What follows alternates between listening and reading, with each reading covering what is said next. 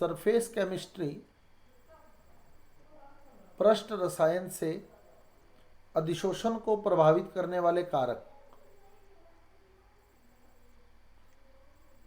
अधिशोषण को प्रभावित करने वाले कारक, फैक्टर अफेक्टिंग एड्जॉर्प्शन। अधिशोषण को प्रभावित करने वाले कारक, जिसमें सबसे पहला कारक है गैस की प्रकृति, नेचर ऑफ गैस। गैस क्या था बताओ? अधिशोषक था या अधिशोष्य था? अधिशोष्य था ना, अधिशोष्य था। नेचर ऑफ गैस, गैस की प्रकृति। तो गैस में आपको मैं बता दूं, दो प्रकार की गैसें होती हैं, एक तो स्थायी और एक अस्थायी। एक स्थायी गैस और एक अस्थायी गैस। एक तो टेम्परेरी गैसें होती हैं और एक परमानेंट गैसेज होती हैं, स्थायी और अस्थायी। स्थायी गैसें कौन सी होंगी? जो गैसीय अवस्था में ही रहती हैं ज़्यादातर, ठीक है, यानी आसानी से द्रव में नहीं बदलती। और अस्थायी क्या है? अस्थायी समझते हैं आप लोग, टेम्परेरी है ना। टेम्परेरी है तो मतलब वो लिक्विड में चेंज, द्रव में चेंज हो जाएगी या नहीं होगी बताओ?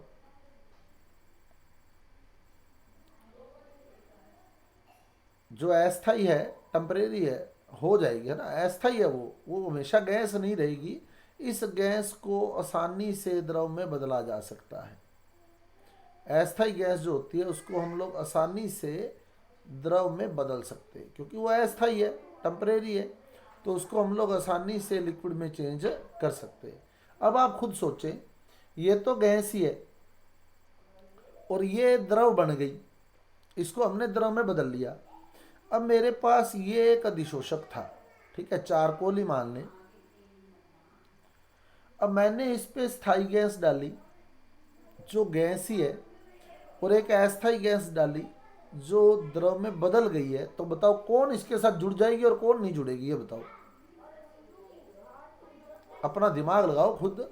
ये तो द्रव बन गई, है ना, और ये गैस ही है, तो कौन सी इस चारकोल से आसानी से जुड़ जाएगी बताओ? जो द्रव बन गई है ना वो। क्योंकि जो गैस है ना वो तो ऊपर की ओर उठने की नेचर रखेगी, तो जो स्थायी होती है वो तो ऊपर की ओर जाने की नेचर रखती है, और जो द्रव बन गई है वो नीचे की ओर आने की नेचर रखेंगे, है ना। वो अस्थायी है, वो नीचे की ओर आने की नेचर रखेगी। आगे बात समझ? तो अस्थायी गैसों का अधिशोषण ज्यादा होता है स्थायी गैसों की तुलना में। स्थायी गैसों की तुलना में अस्थायी का अधिशोषण जो होता है वो ज्यादा होता है, तो अस्थायी का अधिशोषण अधिक होता है। अब स्थायी कौन सी होती है? जो सम परमाणुवीय है, होमो एटोमिक है, जैसे H2, जिसमें दोनों परमाणु सेम है, ठीक है, H2, O2, N2, ये स्थायी गैसें। अस्थायी गैसें कौन सी होती है? जो विषम परमाणुवीय है, हेट्रो एटोमिक है, जैसे CO2, SO2, NH3, जो अलग अलग परमाणुओं से बनी है। तो CO2 है, SO2 है, NH3 है। विषम परमाणुवीय गैसें जो होती है, हेट्रो एटोमिक गैसेज जो होती है वो अस्थायी होती है, उनका अधिशोषण ज़्यादा होता है। और सम परमाणुवीय गैसेज जो होती है वो होमो एटोमिक गैसेज जो होती है वो स्थायी होती है, यानी वो उनका अधिशोषण कम होता है, ठीक है। अब अस्थायी गैसों का अधिशोषण क्यों ज़्यादा हुआ? क्योंकि ये आसानी से द्रव में बदल गई। अब आसानी से द्रव में क्यों बदली?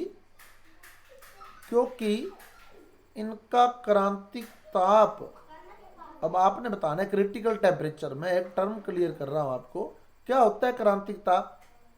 क्रिटिकल टेम्परेचर किसे कहते हैं हम लोग? क्रांतिक ताप किसे कहते हैं?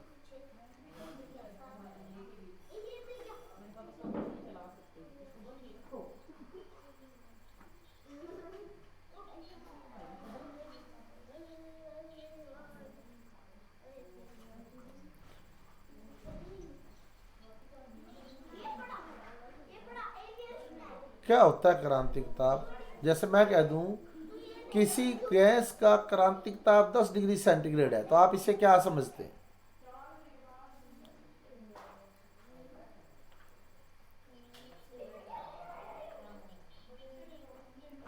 यानी अगर वो 10.1 डिग्री सेंटीग्रेड भी टेम्परेचर है ना तो वो लिक्विड में चेंज नहीं होगी, है ना, वो लिक्विड में चेंज नहीं होगी 10.1 पर भी, वो 10 डिग्री टेम्परेचर जब आएगा ना तभी लिक्विड में चेंज होगी।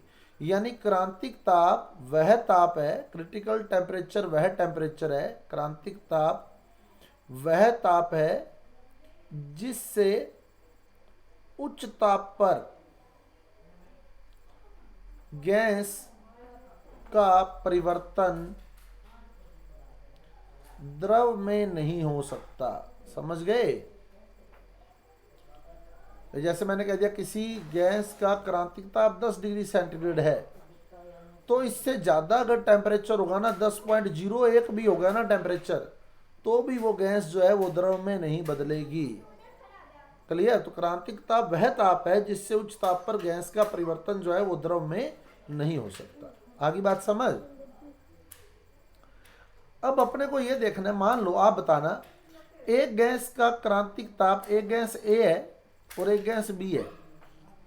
ए का जो क्रिटिकल टेम्परेचर है, जो ए का क्रिटिकल टेम्परेचर है वो 1 डिग्री सेंटीग्रेड है और एक बी का क्रिटिकल टेम्परेचर है 15 डिग्री सेंटीग्रेड है। बी का जो क्रिटिकल टेम्परेचर है वो 15 डिग्री सेंटीग्रेड है। ए का कितना है? 1 डिग्री सेंटीग्रेड। बी का कितना है? 15 डिग्री सेंटीग्रेड। कौन सी जल्दी द्रव बन जाएगी बताओ?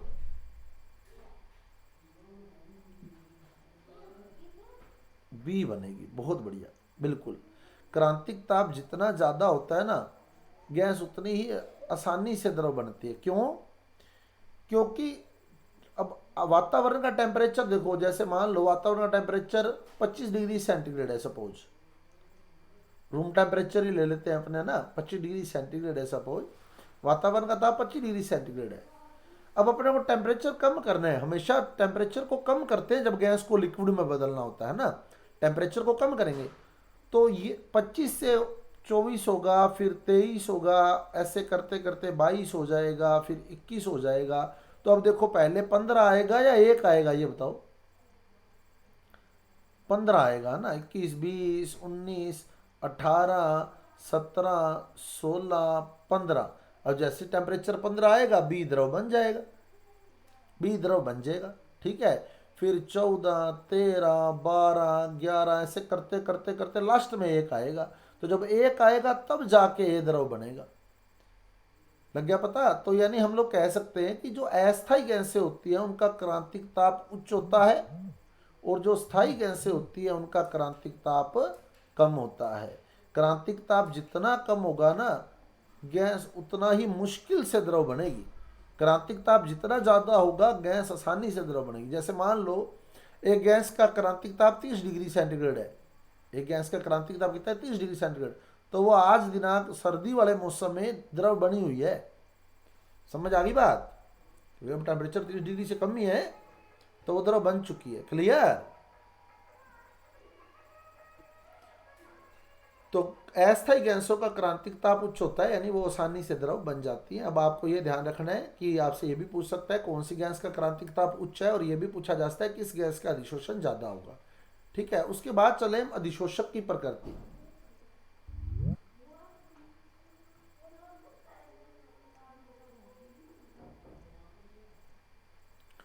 Nature of adsorbent. अधिशोषण कहां हुआ था? अधिशोषक की सतह पर, अधिशोषक की सतह पर, एडजॉर्बेंट की सरफेस पर होता है एडजॉर्प्शन।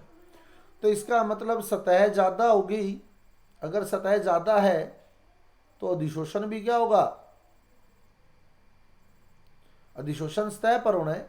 सतह अगर ज्यादा है तो अधिशोषण भी ज्यादा होगा, है ना। मतलब हम कह देते हैं कि पृष्ठीय क्षेत्रफल, सरफेस एरिया जितना ज्यादा होगा अधिशोषण उतना ही ज्यादा होगा ना। पृष्ठीय क्षेत्रफल यानी सतह, पृष्ठीय क्षेत्रफल सरफेस एरिया जितना ज्यादा होगा अधिशोषण उतना ही ज्यादा होगा, क्योंकि अधिशोषण होना ही सतह पर है, सरफेस पर होना है। तो सरफेस एरिया ज्यादा है तो अधिशोषण ज्यादा होगा। तो अधिशोषक ऐसा लेना चाहिए जिसका सरफेस एरिया ज्यादा हो। और अगर सरफेस एरिया कम है, मान लो किसी अधिशोषक का सरफेस एरिया क्या है? कम है, तो अधिशोषण भी क्या होगा, कम होगा। अब अपने कोई ऐसी प्रोसेस लगाएं कि जिसका सरफेस एरिया कम था उसका सरफेस एरिया बढ़ा दें। सरफेस एरिया कम है वैसे तो, पर हम कोई ऐसी प्रोसेस लगाएं कि सरफेस एरिया बढ़ जाए। तो सरफेस एरिया यानी पृष्ठीय क्षेत्रफल किसी प्रकार से या किसी प्रक्रिया द्वारा बढ़ा दिया जाए तो इस प्रक्रिया को हम बोलते हैं अधिशोषक का सक्रियण। क्या बोलते हैं इस प्रक्रिया को, अधिशोषक का सक्रियण, एक्टिवेशन ऑफ एडजोर्बेंट, अधिशोषक का सक्रियण। तो अधिशोषक का सक्रियण क्या है, एडजोर्बेंट का एक्टिवेशन क्या है, अधिशोषक का सरफेस एरिया बढ़ाना। कोई ऐसी प्रोसेस लगानी है, कोई ऐसी टेक्निक लगानी है कि उसका सरफेस एरिया बढ़ जाए किसी तरह से, और इसका सबसे बेस्ट मेथड कौन सा है, अधिशोषक के सक्रियण का, यानी सरफेस एरिया बढ़ाने का सबसे बढ़िया मेथड क्या है,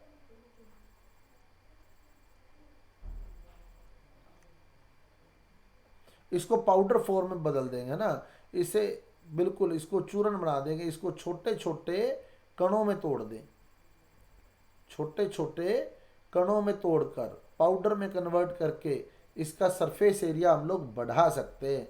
तो इसका सरफेस एरिया बढ़ेगा, देखो कैसे बढ़ेगा, क्लियर कर ले। जैसे मान ले मेरे पास निकिल वाला ही एग्जांपल ले लेता हूं मैं, है ना, एन आई वाला ही, ये एन आई है, nickel nickel N I N I N I, ये मैंने एक क्रिस्टल ले लिया, ठीक है। अभी इसके बॉन्ड देखिए कितने फ्री है, 1 2 3 4 5 6 7 8, यानी इसके साथ 8 परमाणु जो हैं वो जुड़ सकते हैं, सही है, 8 जुड़ सकते हैं ना, यहाँ मैं नंबर लिख रहा हूं, देखो जितने बॉन्ड फ्री हैं उतने परमाणु जुड़ सकते हैं, सही है। तो 8 परमाणु यहां जुड़ रहे हैं ना, 8 परमाणु यहां जुड़ रहे हैं। अब अपने क्या करना है, इसको तोड़ना है, इसको तोड़ना है निकिल को, ठीक है, निकिल को तोड़ना है। अब अपने इसको तोड़ते हैं, अब इसको तोड़ना है, कहां से तोड़ेंगे हम लोग, यहां से तोड़ दिया इसको, सपोज इस पोजीशन से। तो अब ये वाला बॉन्ड तोड़ दिया एक, तो ये वाला, और एक ये वाला बॉन्ड तोड़ दिया, देखो तोड़ दिया ना। अब ये यूं हो जाएगा, देखो एन आई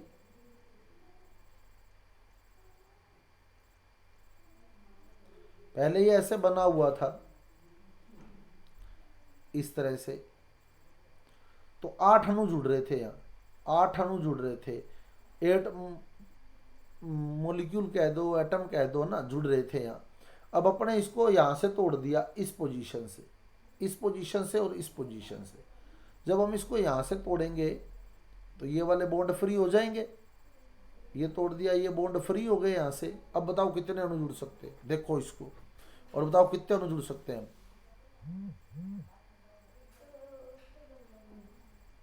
काउंट करो, 12, 1 2 12 जुड़ेंगे बिल्कुल, 3 4 5 6, तो 6 इसके साथ, 6 उसके साथ, कॉमन सी बात है, दो यहाँ जुड़ जाएंगे, एक इस साइड एक इस साइड, क्योंकि ये फ्री हो जाएंगे बॉन्ड, और 2 यहाँ जुड़ जाएंगे, तो 4 अणु बढ़ गए पहले की तुलना में, सही है। तो जब अब सतह पर 12 अणु जुड़ सकते हैं, 12 अणुओं का अधिशोषण ये कर सकता है। अब सपोज कि अगर यहां से भी इसको तोड़ देते, इस पोजीशन से भी, तो अब बताओ कितने अणु जुड़ पाते,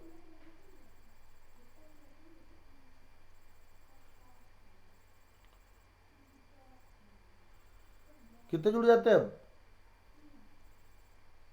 16 जुड़ जाते हैं ना, क्योंकि ये यहां से भी फ्री हो जाता, देखो, और ये यहां से फ्री हो जाता है, तो एक के साथ 4 जुड़ जाते, अब ये यूं हो जाता फ्री। अब देखो आप, अब आपको स्पष्ट दिख रहा है कि एक एन आई के साथ 4 जुड़ सकते, सही है, 1 2 3 4, 4 जुड़ सकते हैं, तो 16 अणु अब जुड़ सकते हैं इसके साथ। तो जितना छोटा करेंगे ना उतना ज़्यादा अणु जुड़ सकते हैं, आगे बात समझ, यानी अधिशोषण उतना ही ज़्यादा होगा, एडजॉर्प्शन उतना ही बढ़ जाएगा, क्योंकि सरफेस एरिया बढ़ जाएगा। सरफेस एरिया कैसे बढ़ा, देखो पहले जो बॉन्ड बीच में दबे हुए थे, ये वाले और ये वाले, तोड़ने के बाद वो भी बाहर निकल आए। जब हमने इसको तोड़ा तो ये भी फ्री हो गए, ये भी मतलब सरफेस पर ही आ गए। पहले ये अंदर दो एन के बीच में दबे हुए थे ना, जब हमने इसको थोड़ा छोटा किया, पाउडर किया, तो ये भी बाहर वाली साइड आ गए। अब ये वाला बॉन्ड भी दो एन के बीच दबा हुआ है, ये वाला बॉन्ड भी दो एन के बीच दबा हुआ है। तो जब हम इसको तोड़ेंगे तो क्या होगा, ये भी निकल कर बाहर आ जाएगा। आई बात समझ?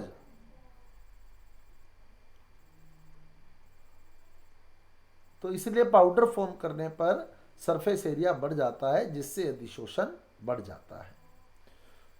अब देखें आगे ताप का प्रभाव। तो ये हम कल डिस्कस भी कर चुके हैं, ताप का प्रभाव, इफेक्ट ऑफ टेम्परेचर।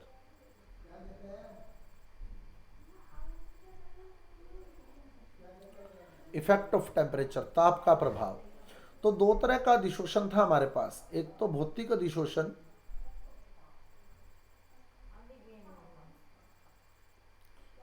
और एक रासायनिक अधिशोषण।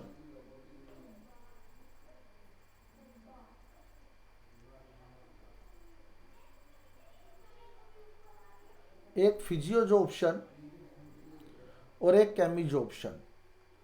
तो फिजियोजोप्शन यानी भौतिक अधिशोषण में कौन से बॉन्ड थे बताओ, भौतिक अधिशोषण में कौन से बंध थे?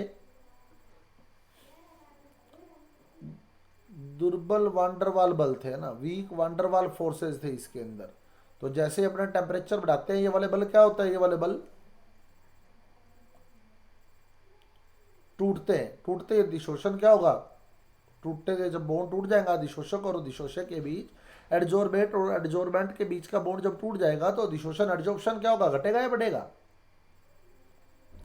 घटेगा, है ना, घटेगा। तो अब अपने देखे भौतिक अधिशोषण की दर, रेट ऑफ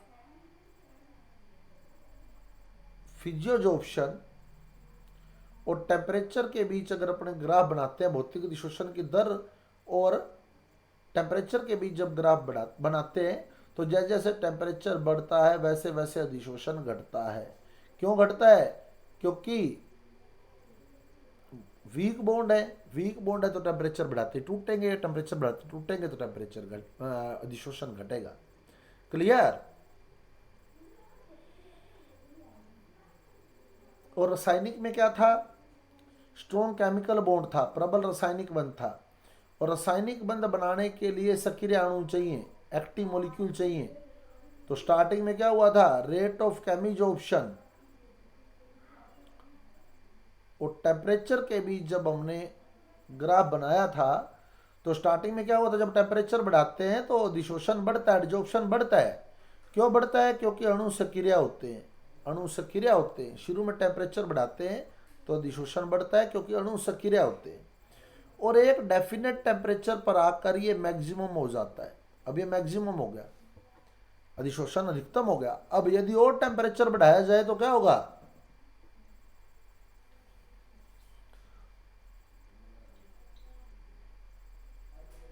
कम हो जाएगा। क्यों कम हो जाएगा? क्योंकि अब गतिज ऊर्जा बढ़ेगी, है ना, गतिज ऊर्जा बढ़ जाएगी। तो पहले तो क्या हुआ था, यहां तो अणुओं को सक्रियण ऊर्जा मिली थी, एक्टिवेशन एनर्जी मिली थी, तो इसलिए उसने एक्टिव हो गए, वो बॉन्ड बना लिया। अब अगर कंटिन्यू टेम्परेचर बढ़ाए जा रहे हैं तो फिर उनको इधर वाली साइड काइनेटिक एनर्जी मिली, गतिज ऊर्जा मिली टेम्परेचर बढ़ाने पर, और वो सतह छोड़कर वापिस अलग हो। क्लियर?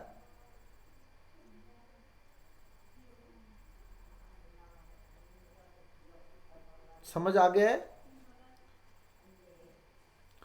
अब आता है दाब का प्रभाव, इफेक्ट ऑफ प्रेशर।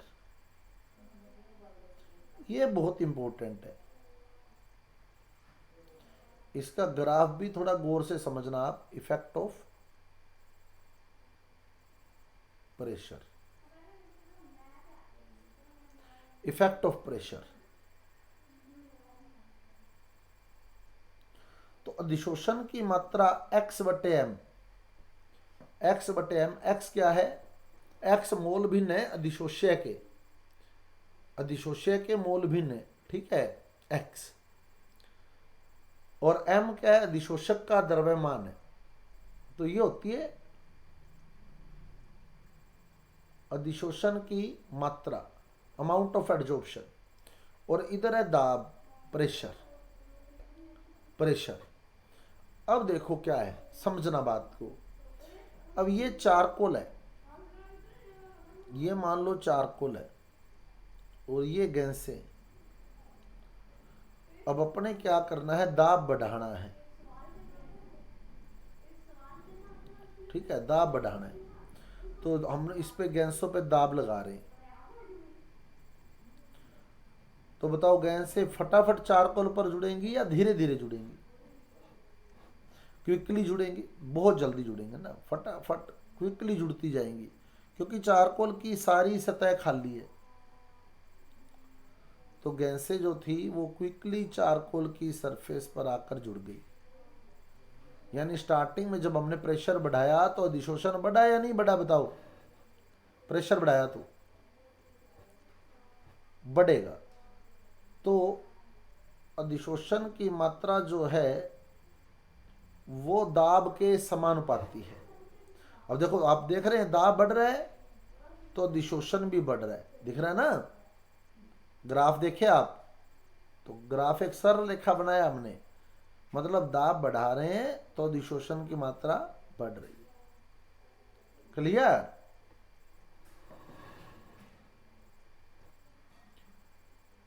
अब लगभग सतह भर गई इसकी, लगभग सतह भर गई। अब अगर अपने दाब बढ़ाएं तो क्या ये गैसें उतनी तेजी से जुड़ेंगी क्या चारकोल पर? अब अगर दाब बढ़ाते हैं तो उतनी तेजी से जुड़ेंगी क्या जितनी से पहले जुड़ी थी? नहीं। क्यों? क्योंकि अब लगभग सतह क्या है, भर चुकी है, लगभग सतह भर चुकी है। तो अब क्या होगा, गैसें उतनी तेजी से, उतनी जल्दी नहीं जुड़ेंगी, यानी अधिशोषण उतना ज्यादा नहीं होगा। तो स्टार्टिंग में तो दाब बढ़ाते हैं तो अधिशोषण भी तेजी से बढ़ता है। फिर दाब तो बढ़ा रहे हैं हम लोग, लेकिन अधिशोषण उतना नहीं बढ़ रहा। तो अब देखो, पहले तो ग्राफ मैंने बिल्कुल स्ट्रेट लाइन लगाया था ऐसे, यहां से यहां तो बिल्कुल स्ट्रेट लाइन है, यूं, समझ गए?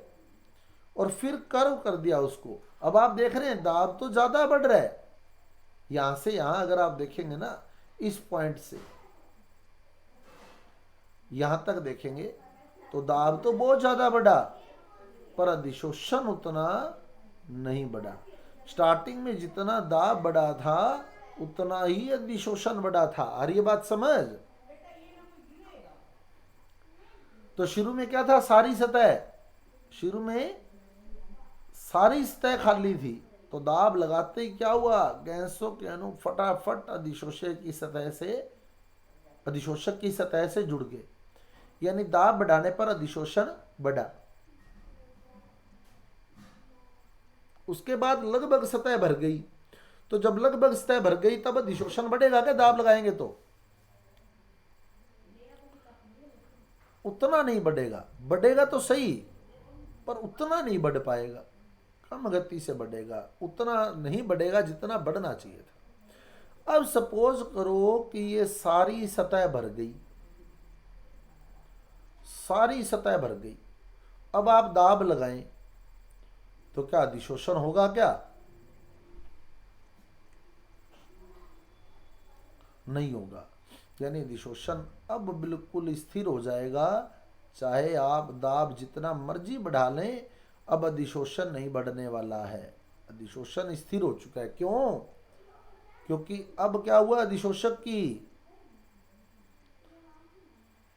सतह पूरी भर चुकी है ना।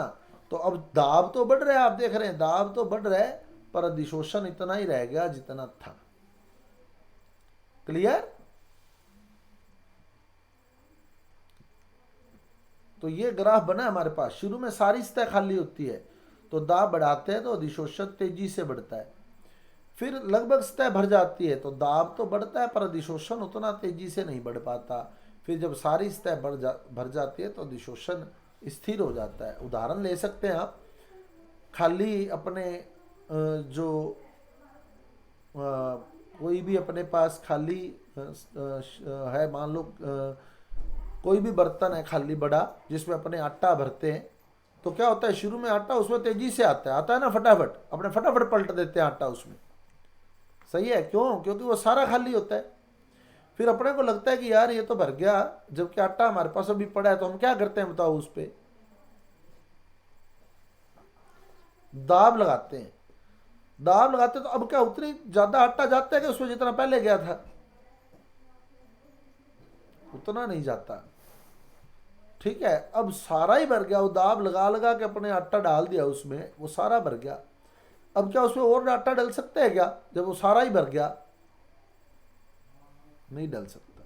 यानी अब अधिशोषण स्थिर हो जाता है, चाहे दाब जितना मर्जी लगा ले। आगे बात समझ? तो ये ग्राफ आ गया हमारे पास। ठीक है, अब यहीं से फ्राइडलिच समतापी समीकरण निकली है। जब आप दाब का प्रभाव पड़ रहे हैं ना, तब आपने ताप स्थिर रखना है, टेम्परेचर कांस्टेंट रखना है। ठीक है, और जब हम ताप का प्रभाव पड़ रहे थे तब दाब स्थिर रखना है, प्रेशर कांस्टेंट रखना है। अब फ्राइडलिच या फ्राइडलिक या फ्रेंडलिच, जो भी नाम आपकी बुक में दिया हुआ है, फ्राइडलिच या फ्राइडलिक या फ्रेंडलिच समीकरण, अधिशोषण समतापी। एक्चुअल में अपना जो टॉपिक है वो है अधिशोषण समतापी, एडजॉर्प्शन आइसोथर्म।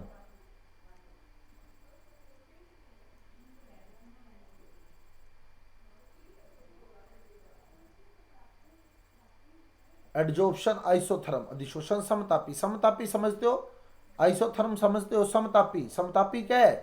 ताप क्या रखना है? स्थिर। ताप स्थिर, ये ताप स्थिर था। स्थिर ताप पर अधिशोषण की मात्रा x/m और दाब के बीच जो ग्राफ खींचा जाता है ना, वही अधिशोषण समतापी होता है। यानी ये अधिशोषण समतापी है जो हमने बनाया है। स्थिर ताप पर अधिशोषण की मात्रा तथा दाब के बीच खींचा गया आरेख अधिशोषण समतापी कहलाता है। और अधिशोषण समतापी दो प्रकार के होते हैं, एक तो फ्राइडलिच समतापी और एक लैंगम्यूर समतापी। फ्राइडलिच समतापी और लैंगम्यूर समतापी। तो अब हम लोग फ्राइडलिच समतापी की बात कर रहे हैं। पहले फ्राइडलिच समीकरण आएगी इसमें, फ्राइडलिच समतापी या लैंगम्यूर समतापी, ये दो बातें हमारे पास आनी। ठीक है, अब देखो फ्राइडलिच समतापी उसी ग्राफ से निकला हुआ है। उस ग्राफ को हमने तीन भागों में बांटा। देखो कैसे, एक तो ये पोजीशन ली है मैंने, ये वाली पोजीशन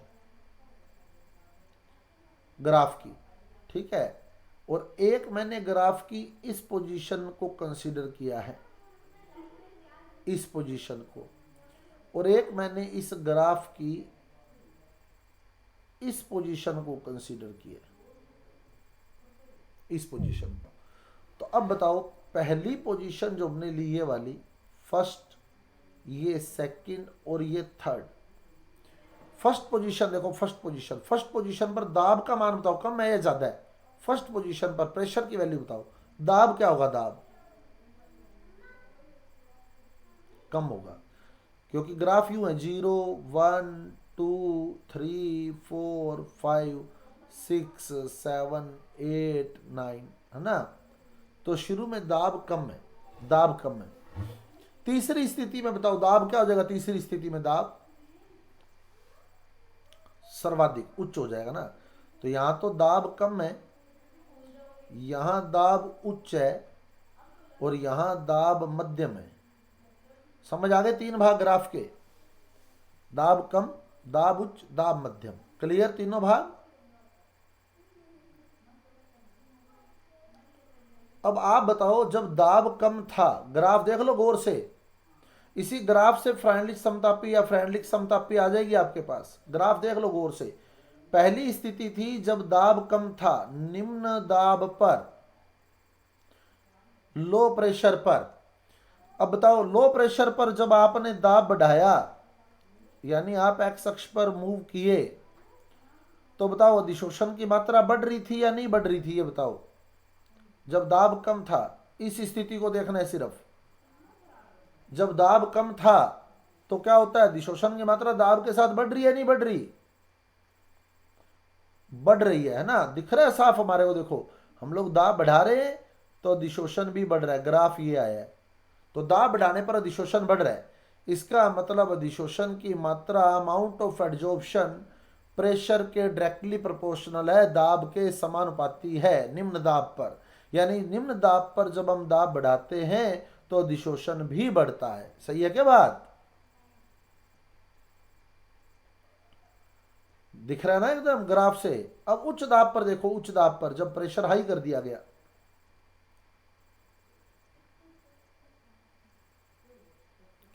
उच्च दाब पर देखो, हाई प्रेशर पर, हाई प्रेशर देखो, अब प्रेशर हाई है, ये वाली स्थिति देखो, दाब बढ़ रहा है, क्या अधिशोषण भी बढ़ रहा है क्या?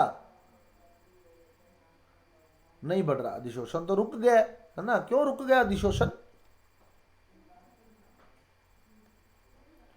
क्योंकि सतह पूरी भर चुकी है ना। तो उच्च दाब पर क्या हुआ, अधिशोषण की मात्रा दाब पर निर्भर नहीं करती, यानी पी की पावर 0 लगा देंगे हम, शून्य कोटि की अभिक्रिया कर देंगे। आगे बात समझ? पी की पावर 0 का मतलब दाब पर निर्भर नहीं कर रहा अधिशोषण। अधिशोषण स्थिर हो चुका है, चेक करके देख लो, स्थिर आएगा। समानुपाती का निशान हटा के देखो, आप क्या लगाओगे, के पी की पावर 0 का मान बताओ, पी की पावर 0 का मान, पी की पावर 0 कितना है, 1 है ना, 1। तो एक्स बटे एफ बराबर के आ गया, ना के, यानी अधिशोषण की मात्रा स्थिर हो चुकी है। एक्स बटे एम के नियतांक हो चुका है, देख लो, हो गया नियतांक, सीधी चल रही है लाइन। एक्स बटे एम बराबर के हो चुका है, स्थिर हो चुका है, एक्स बटे एम स्थिरांक बन गया है। क्लियर? तो निम्न दाब पर क्या बताओ, निम्न दाब पर क्या देखा आपने? निम्न दाब पर, निम्न दाब पर हमने देखा कि दाब बढ़ रहा है तो अधिशोषण भी बढ़ रहा है, यानी अधिशोषण की मात्रा दाब के समानुपाती है, एक्स बटे एम समानुपाती पी की पावर 1। उच्च दाब पर हमने क्या देखा, उच्च दाब पर दाब तो बढ़ रहा है पर अधिशोषण बढ़ रहा है क्या? उच्च दाब पर बढ़ रहा है क्या अधिशोषण? जब दाब ज्यादा हो गया नहीं बढ़ रहा, यानी अधिशोषण दाब पर निर्भर नहीं कर रहा। क्लियर? अब मध्यम दाब पर बताओ क्या होगा, अपने आप बता दो भाई। निम्न दाब पर एक्स अपॉन एम समानुपाती पी की पावर 1, उच्च दाब पर एक्स बटे एम समानुपाती पी की पावर 0। तो मध्यम दाब पर क्या होगा बताओ, मध्यम दाब पर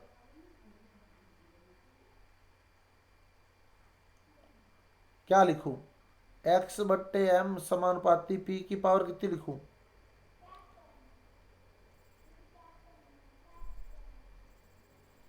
0 से 1 के बीच में, 0 से 1 के बीच में, सही है?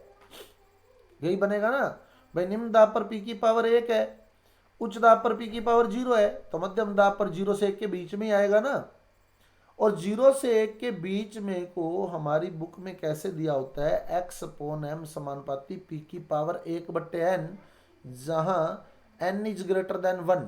एन का मान 1 से ज्यादा रख के देखो, आपका उत्तर हमेशा 0 से 1 के बीच में आएगा, चेक करके देख लो। एन का मान 2 रख के देखो तो क्या बनेगा, एन का मान 2 रखोगे तो 1/2, 1/2 का मतलब 0.5, यानी 0 से 1 के बीच में। एन का मान 10 रख के देखो, 1 से ज्यादा ज्यादा रखना है, 10 रख के देख लो, 1/10 कितना आएगा, 0.1, 0 से 1 के बीच में आएगा ना। 100 रख के देख लो एन का मान, 1 से ज्यादा रखना है, 100 रख के देखो एन का मान, तो 1/100 यानी 0.01, तो भी 0 से 1 के बीच में आएगा। तो 0 से 1 के बीच में, हमारी बुक्स में 0 से 1 के बीच में नहीं दिया होता। हमारी बुक में क्या कहता है, हमारी बुक में कहता है एक्स अपॉन एम समानुपाती पी की पावर 1/n, जहां एन इज ग्रेटर देन 1। समझ गए ना? वो मतलब 0 से 1 के बीच में ही है। आगे बात समझ है ना? अब आपके पास ऑप्शन क्या क्या आ सकता है, यूं भी आ सकता है 0 से 1 के बीच में का मतलब है धनात्मक, पॉजिटिव आएगा ना 0 से 1 के बीच में, चाहे 0.1 आए, चाहे 0.2 आए, चाहे 0.3 आए, आएगा तो हमेशा धनात्मक ही ना, पॉजिटिव ही आएगा हमेशा। अब आप लोग समानुपाती का निशान हटाएं, एक्स अपॉन एम समानुपाती पी की पावर 1/n, यहां से यही फ्रेंडली समीकरण है, यहां से निकली थी। समानुपाती का निशान हटाओ, क्या लगेगा बताओ, समानुपाती का निशान हटाओगे तो कांस्टेंट के पी की पावर 1/n, ठीक है। लोग ले लो दोनों ओर, दोनों ओर लोग लेने पर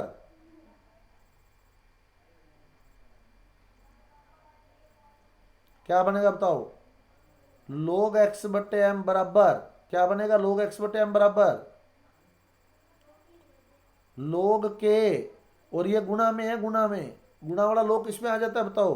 k इंटू पी की पावर 1/n है। गुणा वाला log किस में आ जाएगा? गुणा वाला log प्लस में, दोनों ओर log ले लिया हमने, है ना, दोनों ओर log ले लिया, तो क्या बन गया? log x बटे एम बराबर log k, और गुणा वाला log प्लस में आ जाता है, तो प्लस log p की पावर 1/n। पावर कहाँ आ जाएगी? 1/n कहाँ आ जाएगा? पावर कहाँ आ जाती है log वाली? आगे, तो क्या बन जाएगा? log x बट्टे एम बराबर log k plus 1/n log p। सही है? ये बन गई फ्राइनली समतापी समीकरण। या तो ये दिया गया ऑप्शन में आपको, या ये वाली दी हुई आएगी बिना लोग वाली, एक ही बात है। ये लोग लोग है तो भी उत्तर वही आना है, बिना लोग के भी उत्तर वही आना है। ये फ्राइनली समीकरण है ये वाली।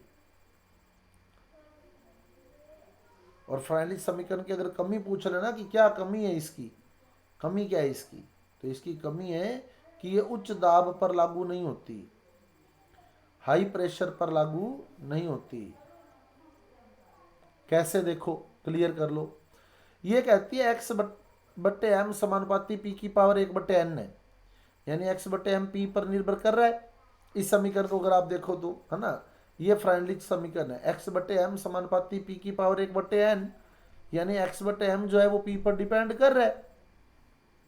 लेकिन उच्च दाब पर क्या होता है? उच्च दाब पर जब जब दाब हम बहुत ज्यादा कर देते हैं तो हम दाब तो बढ़ा रहे हैं, पर क्या अधिशोषण बढ़ रहा है? क्या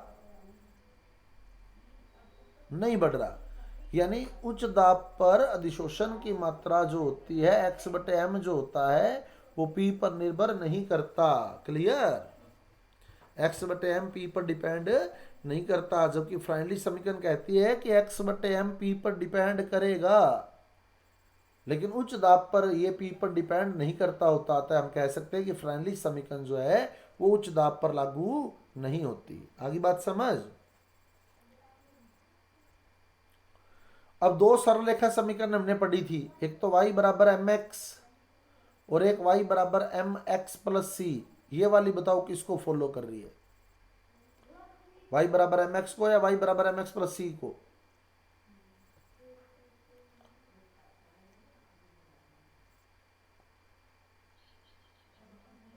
y बराबर एम एक्स प्लस सी को। सी इसको लिखेंगे क्योंकि ये लोग के अकेला ही है ना, ये सी हो गया। y लोग x बटे एम हो गया, x जो है वो लोग p हो गया, और m जो है वो 1/n हो गया। तो y बराबर एम एक्स प्लस सी वाला ग्राफ हमने कैसे बनाया था? y मतलब y अक्ष, x मतलब x अक्ष, c मतलब अंतःखंड, और ढाल मतलब स्लोप मतलब m। अब कंपेयर करो, y अक्ष पर क्या आ जाएगा? y अक्ष पर log x upon m, x अक्ष पर क्या आ जाएगा? x अक्ष पर log p, और c अंतःखंड किसके बराबर हो गया? log k के, और m ढाल किसके बराबर हो गई? 1/n के, यानी धनात्मक ढाल प्राप्त होगी हमेशा, उठती हुई ढाल। 1/n पॉजिटिव होता है ना, तो ये इंपॉर्टेंट है, आया भी हुआ क्वेश्चन। फ्राइनली समतापी समीकरण से बनने वाले आरेख की ढाल है, ढाल का मान 1/n है, ये आया हुआ क्वेश्चन है। समझ आ गया ग्राफ? अब आपको यहां कई अधिशोषण समता, ये अधिशोषण समतापी दिखा रहा हूं मैं, एडजॉर्प्शन आइसोथर्म दिखा रहा हूं। अधिशोषण समतापी, एडजॉर्प्शन आइसोथर्म।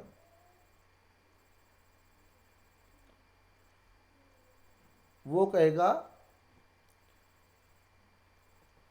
ऐसे, x बट्टे एम पी, ग्राफ दिया हुआ आएगा पेपर में, यूं बना देगा कि अधिशोषण समतापी दिखाए गए हैं आपको। ताप, स्थिर ताप पर ये कई अधिशोषण समतापी आपको दिखाए गए। यहाँ जो इसमें ये वाला जो ग्राफ इसने बनाया, इसमें इसने टेम्परेचर रखा मान लो T2। T2 टेम्परेचर था पूरे पूरे के दौरान। T2 टेम्परेचर पर ये वाला ग्राफ आया, ताप स्थिर रखा T2, है ना। T1 टेम्परेचर पर ये वाला ग्राफ आया, और जब उसने टेम्परेचर T3 रखा तो ये वाला ग्राफ आया। अब आप बताओ T1 T2 T3 में सही संबंध क्या है? T2 बड़ा है T1 से, T1 बड़ा है T3 से, T3 बड़ा है T1 से, T1 बड़ा है T2 से। तीनों बराबर है, T1 T2 और T3 तीनों बराबर है, या T1 बड़ा है T2 से और T2 बड़ा है T3 से? कौन सा संबंध सही है बताओ?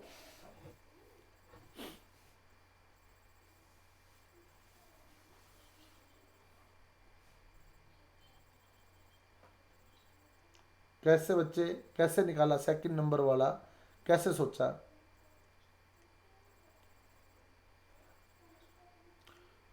फर्स्ट कैसे सोचा? जिसने फर्स्ट सोचा वो कैसे सोचा, और जिसने लास्ट सोचा वो कैसे सोचा, ये बताओ।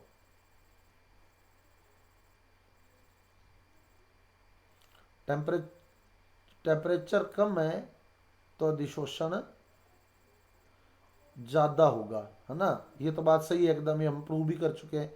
तो आप बताओ अधिशोषण ज्यादा कौन सा है? T2 पर अधिशोषण ज्यादा है, T1 पर अधिशोषण ज्यादा है, या T3 पर अधिशोषण ज्यादा है? ये बताओ। अधिशोषण की मात्रा ये वाली है, X/M अधिशोषण की मात्रा है। तो अधिशोषण कब ज्यादा है? T3 पर ज्यादा है अधिशोषण। ये 0 1 2 3 4 5, अब अधिशोषण T2 पर अधिशोषण सबसे ज्यादा हुआ है ना। T1 पर अधिशोषण उससे कम हो रहा है, T3 पर अधिशोषण सबसे कम हो रहा है। अब अधिशोषण ज्यादा हुआ है, इसका मतलब वो टेम्परेचर कम है, यानी T2 सबसे कम है। समझ आ गई बात? अधिशोषण कम हुआ है मतलब वो टेम्परेचर सबसे ज्यादा है, यानी T3 सबसे ज्यादा है। तो सेकंड ऑप्शन करेक्ट है इसका। आ गया समझ?